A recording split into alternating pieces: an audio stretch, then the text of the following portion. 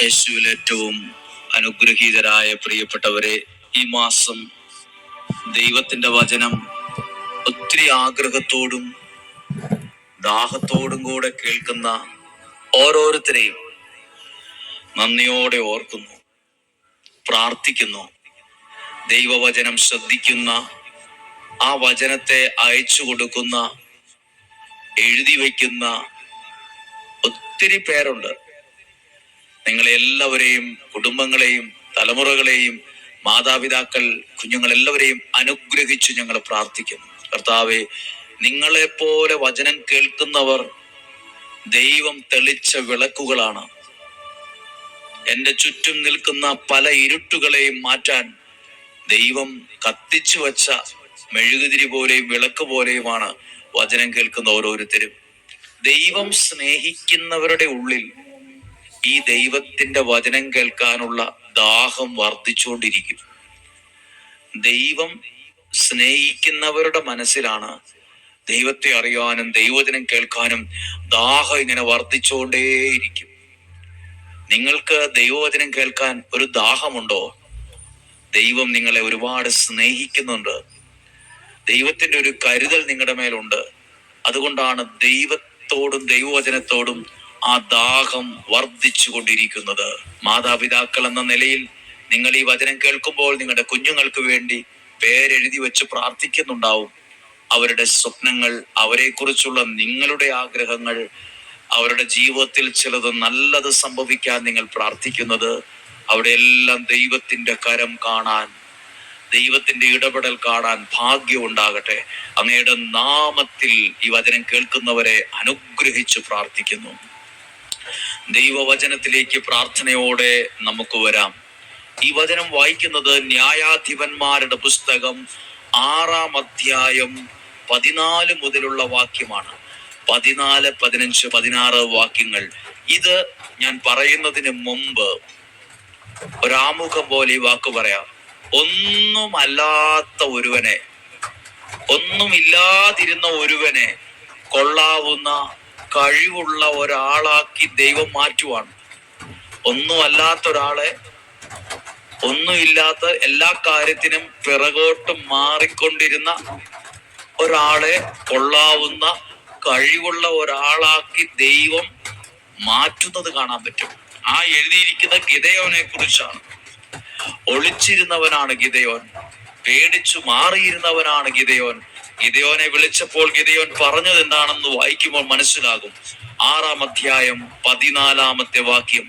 കർത്താവ് അവന്റെ നേരെ തിരിഞ്ഞു പറഞ്ഞു, നിന്റെ സർവശക്തിയോടും കൂടെ പോയി ഇസ്രായേല്യരെ മിദിയാൻകാരുടെ കയ്യിൽ നിന്ന് മോചിപ്പിക്കുക. ഞാനാണ് നിന്നെ അയക്കുന്നത്. അപ്പോൾ ഗിദെയോൻ പറഞ്ഞു, അയ്യോ കർത്താവേ, ഇസ്രായേലിനെ രക്ഷിക്കാൻ എനിക്ക് എങ്ങനെ കഴിയും? മനാസയുടെ ഗോത്രത്തിൽ എൻ്റെ വംശം ഏറ്റവും ദുർബലമാണ്. എൻ്റെ കുടുംബത്തിൽ ഏറ്റവും നിസ്സാരനാണ് ഞാൻ. ഒന്നുമല്ല എന്ന് പറയുവാണ്. എനിക്കതിനുള്ള കഴിവില്ല, പ്രാപ്തിയില്ല, അതിനുള്ള ശക്തിയില്ല, തൻ്റെ ഇടവില്ല, ധൈര്യമില്ല എന്നൊക്കെ തുറന്ന് സമ്മതിച്ച് പേറ്റു പറയുവാണ്.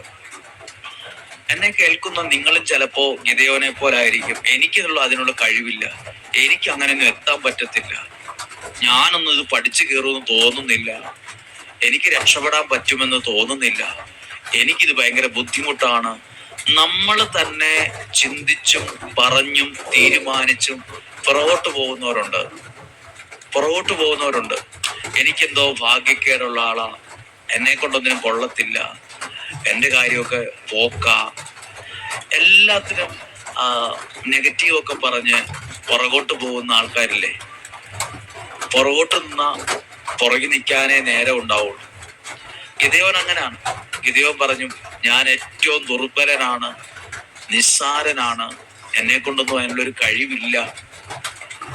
ഇങ്ങനെയൊക്കെ പറയുമ്പോ എന്നാ ഞാൻ വേറൊരാളെ നോക്കട്ടെ. നമ്മളാണെ പറയില്ലേ, അങ്ങനെ നിനക്ക് തീരെ പറ്റുന്നില്ലെങ്കിൽ വേണ്ട, ഞാൻ വേറൊരാളെ നോക്കാം, ആരെയും കിട്ടിയില്ലേ ഞാൻ ഒന്നും കൂടെ വരും. ഇങ്ങനൊന്നുമല്ല. ഒന്നുമില്ലാത്ത ഒരാളെ, ഒന്നുമല്ലാതിരുന്ന ഒരാളെ കൊള്ളാവുന്ന ഒരാളാക്കി ദൈവം എങ്ങനെയാ മാറ്റിയെന്നാ ഈ പുസ്തകത്തിൽ എഴുതിയിരിക്കുന്നത്. എന്തിനാ ഇങ്ങനെയൊക്കെ വചനം കേൾക്കുന്നതെന്നറിയാമോ? ഇപ്പോൾ നിങ്ങൾ പുറകിലായിരിക്കാം, ഇപ്പോൾ നിങ്ങൾ ഒന്നും അല്ലാത്തൊരവസ്ഥയിലായിരിക്കാം. ഒരു നല്ല അവസ്ഥയിലേക്ക് ദൈവം തന്നെ വളർത്താൻ ആഗ്രഹിക്കുന്നുണ്ട്. ദൈവം തന്നെ നിന്നെ രൂപപ്പെടുത്തും. ദൈവം തന്നെ നിന്നെ പണിതുയർത്തും, രക്ഷപ്പെടുത്തിയെടുക്കും. അടുത്ത വാക്യം ഇങ്ങനെയാണ്. ദൈവം എന്നാ പറഞ്ഞിട്ടുണ്ട്. 16-ാമത്തെ വാക്യം. കർത്താവ് അവനോട് പറഞ്ഞു, ഞാൻ നിന്റെ കൂടെ ഉണ്ടായിരിക്കും. ഒറ്റയാളെ എന്ന പോലെ മിദിയാൻകാരെ നീ നിഗ്രഹിക്കും. ഒറ്റയാളെ എന്ന പോലെ ഞാൻ നിന്റെ കൂടെ ഉണ്ടായിരിക്കും. നീ വിജയിക്കും. നീ ധൈര്യമായിട്ട് മുന്നോട്ട് പോകാൻ പറയുവാണ്. നീ ധൈര്യമായിട്ട് മുന്നോട്ട് പോവുക. മുറിവുള്ള സ്ഥലത്ത് ഒരടി കൂടെ തന്ന് വേദനിപ്പിക്കുന്നവനല്ല ദൈവം. നമ്മുടെ മനുഷ്യര് പലരും അങ്ങനെയാണ്. കുറവുണ്ട്, കഴിവുകേടുണ്ടെന്ന് പറഞ്ഞ കളിയാക്കിയും പുച്ഛിച്ചും താഴ്ത്തിക്കെട്ടിയും ഒക്കെ അവനെ ഇരുത്തിക്കളയും. മുറിവുള്ളിടത്ത് ഒരടി കൂടെ തന്ന് വേദനിപ്പിക്കുന്ന മനുഷ്യരുണ്ടാവും. അല്ലെങ്കിൽ ഒരു കഴിവ് കുറഞ്ഞാൽ നീ ഇങ്ങനെ പാവമായിട്ട് ഇരിക്കല്ലേ, ആൾക്കാർ നിന്റെ തലേ കയറും എന്നൊക്കെ പറയില്ലേ. നീ ഇങ്ങനെ പാവമായിട്ടിരുന്നാൽ ആൾക്കാർ കയറി തോളത്തിരുന്നിട്ട് ചെവി തിന്നും, അന്നേരം നീ പഠിക്കുള്ളൂ എന്നൊക്കെ പറയുന്നവരുണ്ട്. പ്രിയപ്പെട്ടവർ, എനിക്ക് നിങ്ങളോട് പറയാൻ, ദൈവസന്നദ്ധി നിങ്ങൾ എന്തിനെ ഓർത്തേലും വിഷമിക്കുവാണോ? എനിക്ക് കഴിവ് കുറവുണ്ട്, എനിക്ക് എല്ലാവരുടെ ഒപ്പം നിൽക്കാൻ പറ്റുന്നില്ല, എല്ലാവരെ പോലെയും പഠിക്കാൻ പറ്റുന്നില്ല, എല്ലാവരെ പോലെയും ബിസിനസ് നടത്താൻ പറ്റുന്നില്ല, ഉയരാൻ പറ്റുന്നില്ല, എല്ലാവരും അവരൊക്കെ അവിടെ എത്തി, ഇവരൊക്കെ ഇവിടെ എത്തി. ദൈവം തന്നെ നിന്റെ കൂടെ നിന്ന് നിന്നെ കൊള്ളാവുന്ന ഒരാളാക്കി മാറ്റും. ഗിദെയോൻ പറഞ്ഞു, ഞാൻ ഒരു സാധാരണക്കാരനാണ്, നിസ്സാരനാണ്, ബലഹീനനാണ്. അയ്യോ കർത്താവേ, ഞാൻ ദുർബലനാന്നാ പറഞ്ഞത്. അയ്യോ കർത്താവേ, എന്നെ കൊണ്ട് ഇതിനൊന്നും പറ്റത്തില്ലെന്നാ പറഞ്ഞത്. നമ്മളെ മനുഷ്യര് പറയും, സാധാരണ മനുഷ്യര് പറയും, അയ്യോ എനിക്ക് പറ്റത്തില്ല കേട്ടോ, അയ്യോ എന്നെ കൊണ്ടൊന്നും ആവത്തില്ല. അങ്ങനെ തന്നെ ഗിദെയോനും പറഞ്ഞേ. പക്ഷെ ദൈവം കൊടുത്ത മറുപടിയാണ് അത്ഭുതം. 16-ാമത്തെ വാക്യം. കർത്താവ് അവനോട് പറഞ്ഞു, ഞാൻ നിന്റെ കൂടെ ഉണ്ടായിരിക്കും. ഞാൻ നിന്റെ കൂടെ ഉണ്ടായിരിക്കും. നീ ഒറ്റയാളെ എന്ന പോലെ നീ മുന്നോട്ട് പോകും. ഒറ്റയാളെ എന്ന പോലെ നീ അവരെയെല്ലാം തോൽപ്പിക്കും, നിഗ്രഹിക്കും.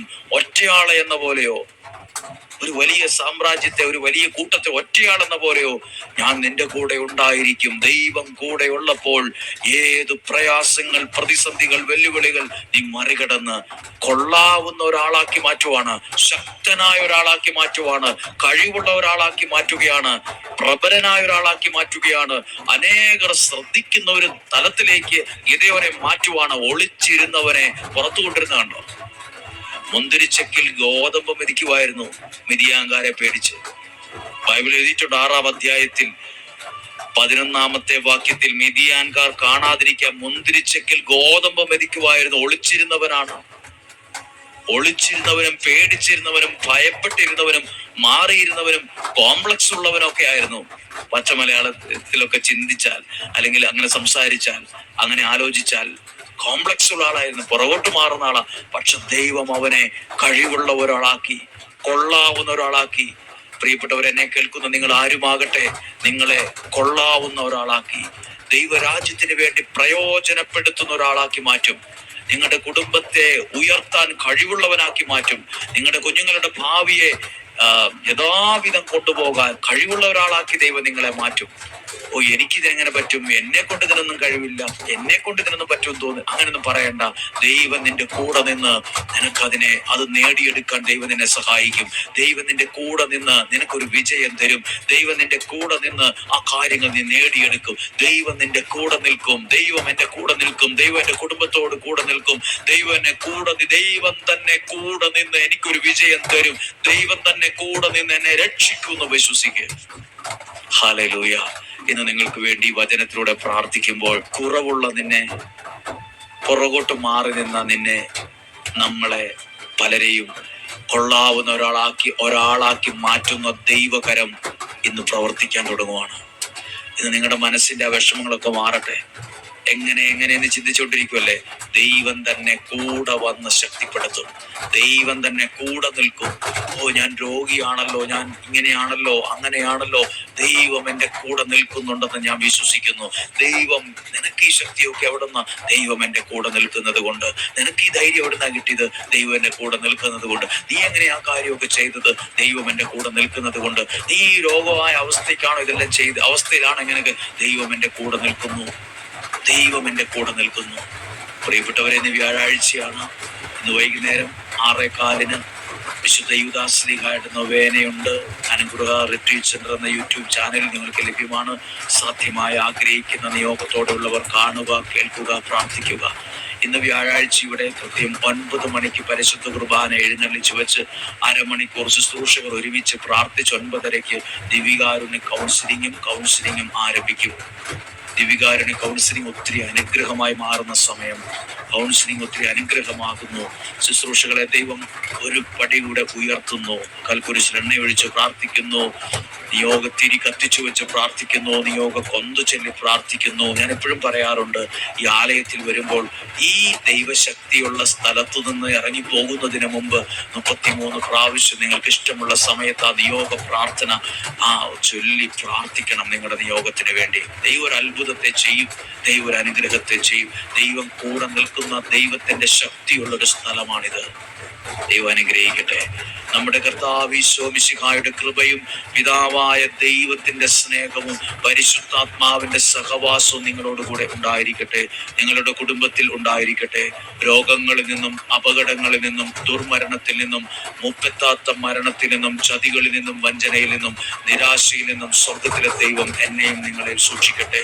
ദീർഘായുസ്സും ആരോഗ്യവും തരട്ടെ. പ്രത്യേകിച്ച് കുഞ്ഞുങ്ങൾക്ക് വേണ്ടി പ്രാർത്ഥിക്കുമ്പോൾ ദൈവം അവരുടെ കൂടെ നിന്ന് അവരെ കൊള്ളാവുന്ന, ധൈര്യമുള്ള, ശക്തിയുള്ള, മിടുക്കരായ ഒരു തലമുറയെ രൂപപ്പെടുത്തി കൊണ്ടുവരട്ടെ.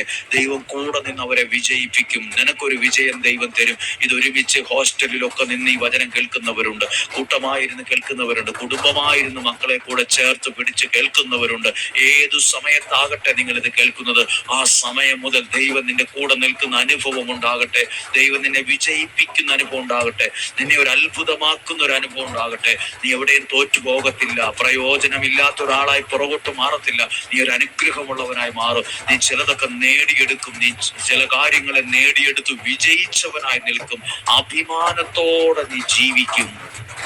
യേശുവിന്റെ നാമത്തിൽ നിങ്ങളെ അനുഗ്രഹിക്കുന്നു. ദീർഘായുസ്സും ആരോഗ്യവും ഉണ്ടാകട്ടെ. സന്തോഷവും സമാധാനവും ഉണ്ടാകട്ടെ. ഐശ്വര്യം ഉണ്ടാകട്ടെ. ദൈവം തരുന്ന ധനമുണ്ടാകട്ടെ. അതോടൊപ്പം പ്രകൃതി ദുരന്തങ്ങളിൽ നിന്നും, പകർച്ചവ്യാധികളിൽ നിന്നും നമ്മയെ, നമ്മുടെ കുടുംബത്തിലുള്ളവരെ ദൈവം സൂക്ഷിക്കട്ടെ. യേശുവിന്റെ നാമത്തിൽ നിങ്ങളെ അനുഗ്രഹിച്ച് ഇപ്പോഴും എപ്പോഴും പ്രാർത്ഥിക്കുന്നു. യേശുവിന്റെ നാമത്തിൽ നിങ്ങളെ അനുഗ്രഹിച്ച് പ്രാർത്ഥിക്കുന്നു.